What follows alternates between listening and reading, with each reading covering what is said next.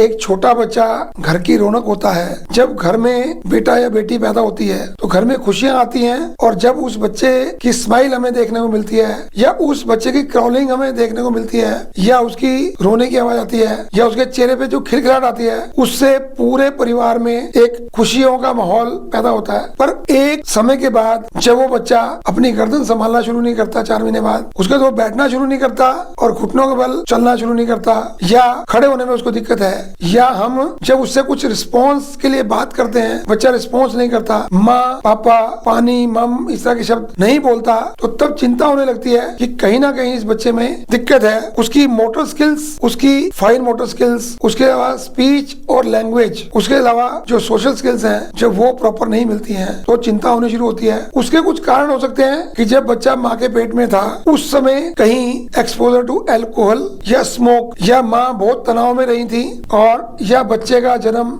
समय से पहले हो गया था, या फोर्सेप बेबी कई बार होते हैं, तो जब फोर्सेप लगती है तो कई बार ब्रेन पे प्रेशर आता है, या बच्चे का जो बर्थ वेट है वो कम था, और या माँ उस समय माल न्यूट्रिशन में थी, उसके करके बच्चा भी माल न्यूट्रिशन में रहा, और जब बच्चा पैदा हुआ उस समय बच्चे ने प्रॉपर क्राई नहीं किया, रोया नहीं, और 10 मिनट बाद जाके रोया, तो ब्रेन में जो ऑक्सीजन का लेवल होना चाहिए था वो ऑक्सीजन लेवल उसको नहीं मिला, जिसके करके ये सब डिलेड माइलस्टोन्स जो हैं वो जीवन में उस बच्चे को और बच्चों से अलग करते हैं, और हर काम में वो बच्चा डिले रहता है। ये आज टॉपिक मैंने इसलिए लिया कि पिछले 1 महीने में लगभग 12-13 बच्चे इस प्रकार के आ चुके हैं, जिनके लिए आयुर्वेद का जो ट्रीटमेंट है वो बहुत कारगर ट्रीटमेंट है। मुझे आज भी वो दिन याद है कि जब मैंने 96 में प्रैक्टिस शुरू की थी, उस समय भी इस तरह के बच्चे बहुत आए थे, ट्रीटमेंट दिया, वो बच्चे धीरे धीरे नॉर्मल लाइफ को मेंटेन कर पाए। आज देखिए 96 और 2024 लगभग 28 साल में वो बच्चों की शादियां भी हो गई, और वो अपना बिजनेस भी चला रहे हैं, सब काम कर रहे हैं। ऐसा नहीं है कि ट्रीटमेंट अवेलेबल नहीं है, ट्रीटमेंट अवेलेबल है। उसके लिए सिर्फ एक शर्त है कि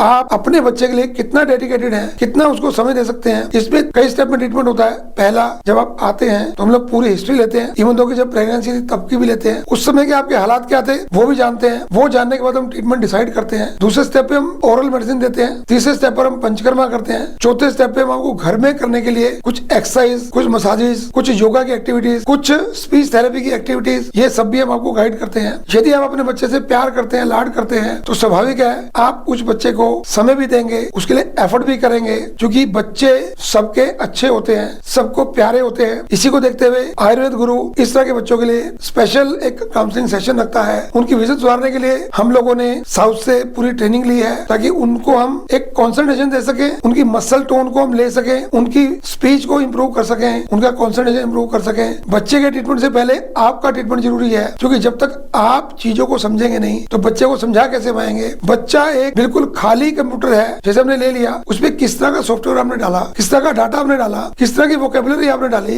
किस तरह के शब्द उसके दिमाग में डाले, जब तक वो शब्द हम उसको देंगे नहीं, जब तक वो एक्टिविटी उसको देंगे नहीं, तो रिस्पॉन्स कैसे करेगा। वो ठीक रिस्पॉन्स तभी करेगा जब उसको हम ठीक तरह से अच्छे से बच्चे को एफर्ट के साथ समझा पाएंगे, कर पाएंगे। तो आयुर्वेद में सब ट्रीटमेंट संभव है, बस समय लगेगा। ऐसा ना हो कि इलाज के अभाव में वो बच्चा बेड पर ही लेटा रहे, मुंह से उसकी लारें निकलती रहे, कुछ एक्टिविटी ना कर पाए, सब धीरे धीरे उसको पागल कहना शुरू करें, या कुछ और कहना शुरू करें, या विकलांग कहना शुरू करें, या दिव्यांग कहना शुरू करें। उसकी जगह हम एफर्ट करें और उसका ट्रीटमेंट हम संभव कर पाए। इतना आज के लिए बहुत बहुत धन्यवाद। यदि आपको ये चैनल अच्छा लगता है तो आप इसको सब्सक्राइब करें, शेयर करें। धन्यवाद, नमस्कार।